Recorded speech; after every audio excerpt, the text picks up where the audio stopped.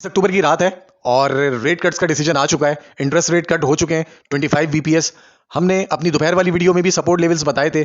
Market ने उन supports को टेस्ट किया और जब ये रेट कट्स का डिसीजन नहीं आया था उससे 2-3 घंटे पहले 9:20 में हमने अपने फ्री व्हाट्सएप चैनल पे बता दिया था कि बीटीसी किन लेवल्स के ऊपर जा सकता है और ऑल्ट कॉइन्स को हमने जो स्पॉट के अंदर उस वक्त उनकी बाइंग कर लेनी है। वो लेवल्स हमने अपने फ्री व्हाट्सएप चैनल पे भी शेयर किए थे। इसके अलावा हमने अपने प्रीमियम पेड ग्रुप के ऊपर भी शेयर किए थे और कहा था कि जब इन लेवल्स के ऊपर बीटीसी हो तो आपने इन ऑल्ट कॉइन्स को बाय कर लेना है जो फंडामेंटली स्ट्रांग हो।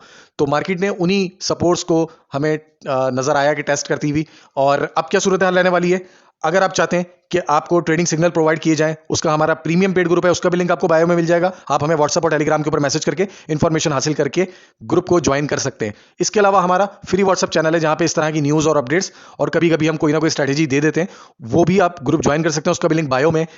लोग ये एक्सपेक्ट कर रहे थे कि जो फैट चेयरमैन है वो दिसंबर के भी रेट कट्स की बात करेंगे, लेकिन उन्होंने सवाल का जवाब नहीं दिया और उन्होंने कहा ये वक्त पे फैसला किया जाएगा।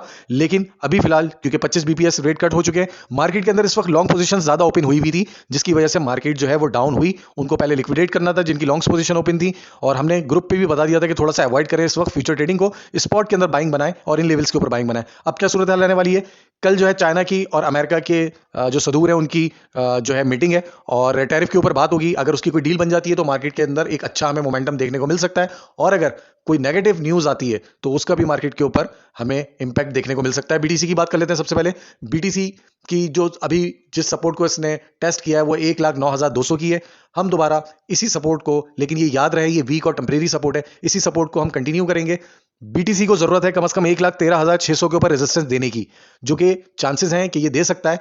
तो अगर यहां ये रेजिस्टेंस देता है तो फिर ये मार्केट अप ट्रेंड की तरफ कंटिन्यू करेगी। दोनों लेवल्स आपको शेयर कर दिए मैंने, लेकिन अभी फिलहाल मार्केट के अंदर मैनिपुलेशन जारी है। इसके अलावा बात कर लेते हैं इथीरियम की। इथीरियम की जो सपोर्ट है हम इसी सपोर्ट को कंटिन्यू करेंगे और जो बन रही है 3,850 की। और अभी जिस जगह पे जिस लेवल पे मौजूद है इथीरियम को इसी लेवल से सुबह में कम से कम 3,950 के ऊपर रेजिस्टेंस देनी पड़ेगी, तब ये आराम से हमें 4,080 4100 तक का हाई दिखा सकता है इजीली।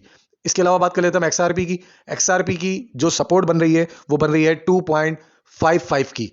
एक्सआरपी की ये टेम्परेरी सपोर्ट है। और इसके अलावा बात कर लेते हैं हम सोलाना की। सोलाना की जो सपोर्ट बन रही है वो बन रही है 190 की। 190 की इसकी पहली सपोर्ट बन रही है। इसके अलावा हम सुई की बात कर लेते हैं। सुई की जो सपोर्ट बन रही है वो तकरीबन 2.45 की बन रही है। और चेन लिंक की बात कर लेते हैं।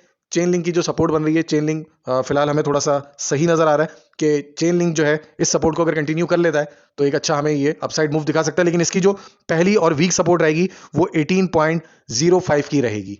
और इसके बाद बात कर लेते हैं पोल्का डॉट की। पोल्का डॉट की जो सपोर्ट बन रही है वो तकरीबन 3.10 की बन रही है। और आखिर में यूनिस्वैप की बात कर लेते हैं। यूनिस्वैप की जो सपोर्ट बन रही है वो बन रही है 6.15 की।